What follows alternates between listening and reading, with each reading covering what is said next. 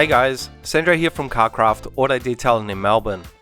Today's video is a look at how I maintain my own cars once they've been fully corrected and protected through regular safe washing methods. For those of you that have seen the Giulietta QV step-by-step correction and protection detail series on this channel, it'll also be a 6-month update to let you guys see firsthand how the paint and protection is holding up. I won't go into detail with all that was done to restore and protect this car, as it's all covered in that series, but rather just give you an idea on how the car is maintained and let you see and judge for yourself on how it's faring 6 months on. But just briefly, to fill you in on a few things, this car unfortunately lives outside 24/7 in the harsh Australian climate and is a daily driver. It usually gets washed once a week, but has never gone more than 2 weeks without a wash. It's never seen a car wash of any kind, at least since I detailed it, and is either washed by myself or my partner, who owns the car, using safe washing and drying methods. After the car was restored and coated, it's only had one additional top coat of CarPro Reload 3 months ago, which I'm going to reapply today after the wash, but I want to show the paint and water behaviour before applying it to give a more true reading of the paint with just a coating on it. Normally I always start with the rims, but I'm going to try and do a separate video on washing and maintaining rims, so today will be predominantly about maintaining the car's paint. As you can hopefully see, it's quite dirty as it has been 2 weeks since its last wash, and here in Melbourne we've had harsh rain, blistering heat, frosty mornings and extreme wind in just the last week or so. Also, the car's always washed, either first thing in the morning or late in the evening when the sun and temperature is at its lowest.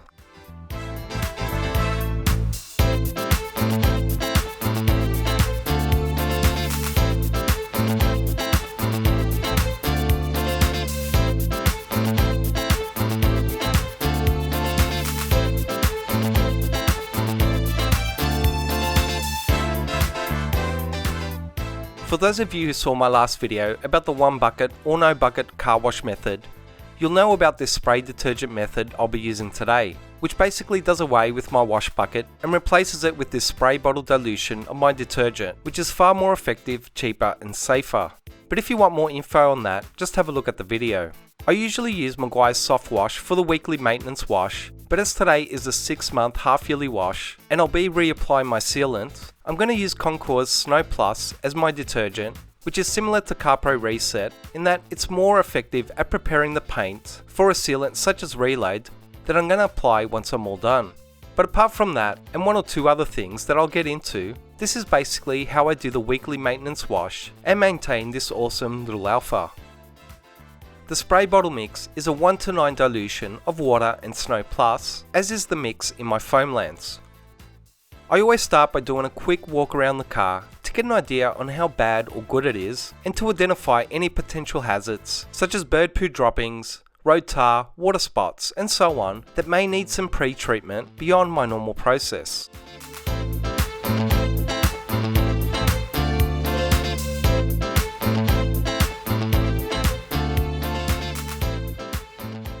Next is giving the whole car a snow foam blanket with my pressure washer and foam lance. I know some guys like to apply the foam from top to bottom or vice versa, but I think either method works fine and has supporting benefits both ways.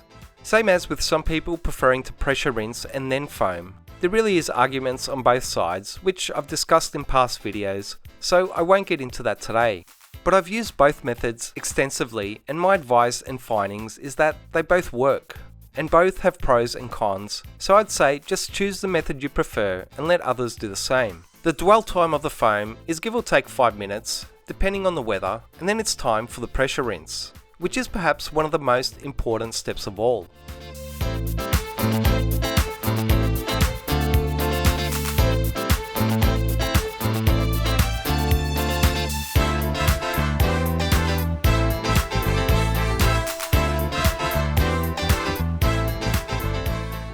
This is when you're really going to determine how much dirt and grime is left on the car before you actually touch it. The more dirt you can remove, the far safer the wash will be. So we'll try and be as methodical as I can with the first pressure rinse, making sure every single square inch of the paint is treated and also making sure that I'm getting the most out of my pressure washer by keeping it a foot away, which maximizes its effectiveness whilst being a more than safe distance from the paint.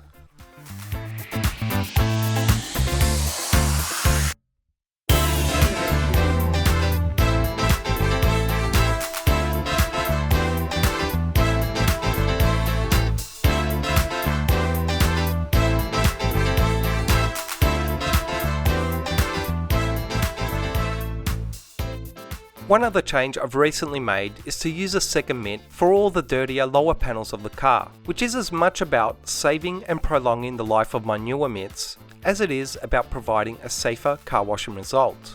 So starting from the roof and working from top to bottom around the car, much like most people do, I'm going to wash a panel section at a time, which for me is half the roof, half the bonnet, the whole boot lid, and so on. I'm using very little pressure with straight line motions overlapping each stroke by about 50% and rinsing the wash mitt on my grit guard washboard after each panel section. Also important is visually checking my progress. If the dirt is light and it's coming off with just one swipe of my wash mitt, then that's all that's needed. There's no point in running the wash mitt over and over a section if it's clean, as that can potentially lead to scratching the paint. But sometimes a single pass with the wash mitt just isn't enough to remove more stubborn dirt and matter.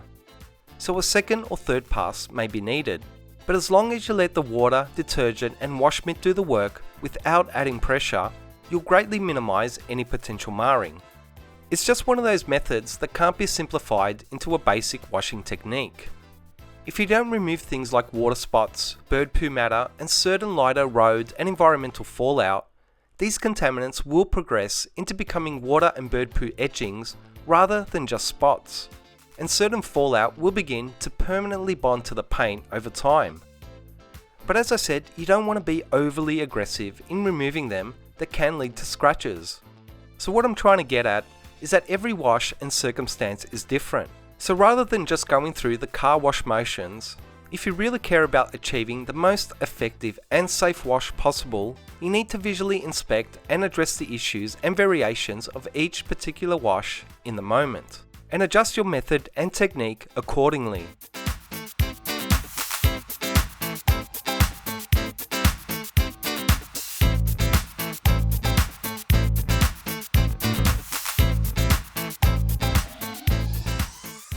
Depending on how hot it is and how quickly the detergent is drying, I'll also rinse the car down after every few panels or so to avoid any product spotting or streaks on the finish.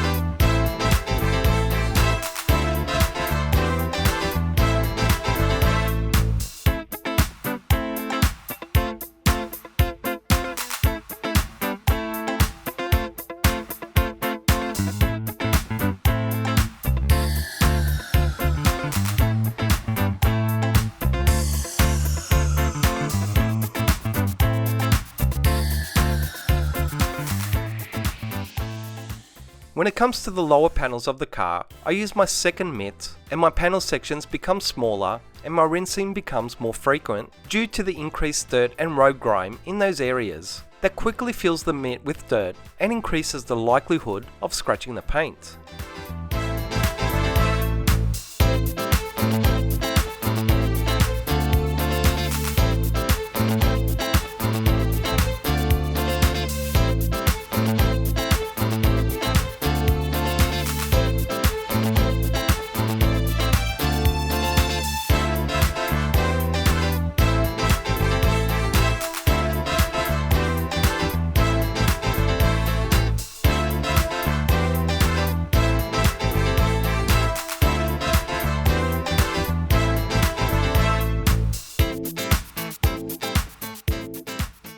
The final rinse of the car is as much about removing the detergent residue as it is about inspecting the finish as you go. This is the last chance to spot any areas with more stubborn grime or any spots you may have missed, as you really don't want to be using your drying towel over any existing dirt and grime in the next step.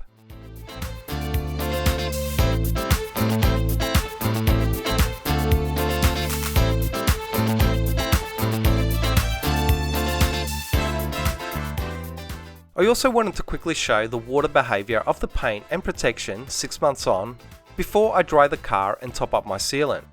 As you can hopefully see, it's still holding up exceptionally well. I wouldn't say it's as good as it was 6 months ago, but I would say that it's damn close, perhaps 90% of its original performance, which losing 10% of its original behaviour and look in the last 6 months, parked outside in Melbourne, is something I think is really impressive about this coating, and I'm more than happy with how it's holding up.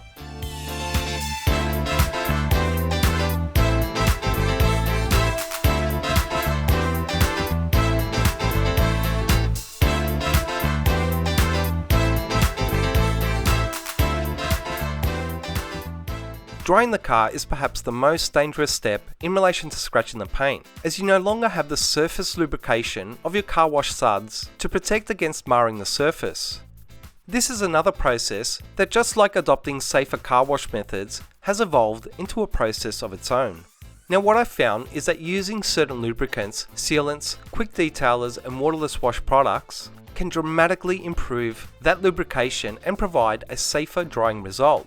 However, what I've also discovered is that those same products with their waxes and polymers quickly destroy the effectiveness of your drying towels, rendering them near useless after just a few washes. And instead of those towels sucking up the water on your car, they can't absorb it anymore as they become too hydrophobic, which is great for your paint but devastating for your quite expensive microfiber drying towels. One option is to use just a standard microfiber cloth or a few instead of a large expensive drying towel with your spray lubricant, which does work in the end, but I've found that it just takes too long to the point that the standing water begins to dry and spot. My solution and method, after quite a lot of trial and error, is to use my drying towel with a drop and dab method to suck up the majority of the water quite quickly and quite safely. I'm not looking to get every last drop of water off the paint at this stage, just a good 90% or so, as in the next stage I'll be using 2 smaller microfiber cloths to get that last bit of water. So normally, using a light dilution of CarPro Eco 2, which has the same SiO2 ingredients as the coating and sealant I've applied, I use it as both a lubricant and a quick detailer to enhance the finish and also add some minor protection to the paint whilst mopping up the remaining water in a much safer lubricated manner. But as I said before, this is the 6-month stage since I coated the car, so today I'll be using CarPro Reload to both add a top layer of sealant and also work as my final drying aid. I've also gone through Reload's application in past videos, but basically you work a small section at a time using very little product, just a couple of small sprays, then with your first cloth that has been primed with Reload, you evenly spread it around the section, and with your second dry cloth, you level out the finish and you're done.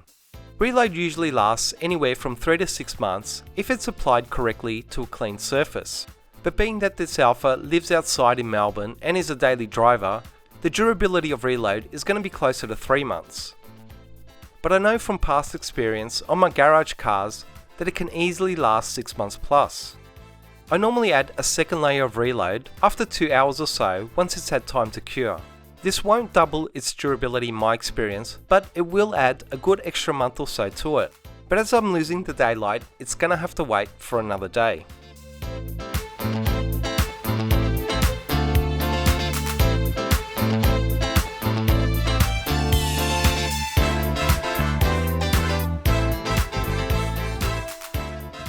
I use Reload or Eco 2 on pretty much every surface, including the windows, plastic trims and rubber, as they are non-staining and do preserve all those areas with regular use.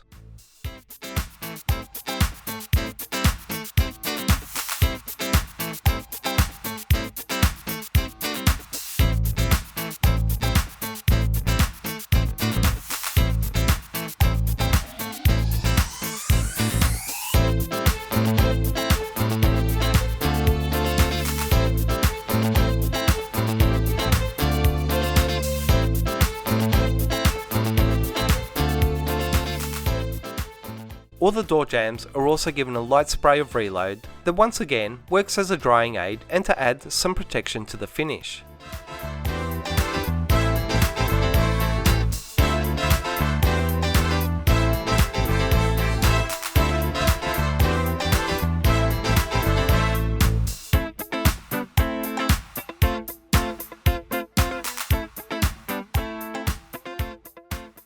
The engine bay also gets a very quick wipe down while I'm doing the door jambs, and if you do this regularly, it's an extremely quick and effective way to maintain it.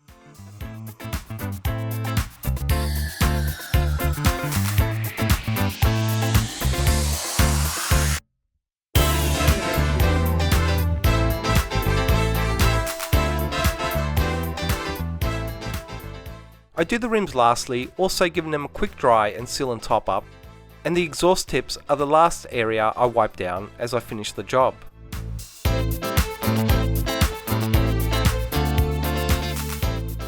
Now, filming this video and washing the car does take a bit of time, so I did lose the daylight towards the end, but hopefully there was enough light for you guys to see the results and judge the finish and upkeep of this Alfa Giulietta QV 6 months on. I really hope you guys enjoyed and found this video useful. Please like, comment and subscribe to show your support. Thanks for watching, and I'll see you in the next video.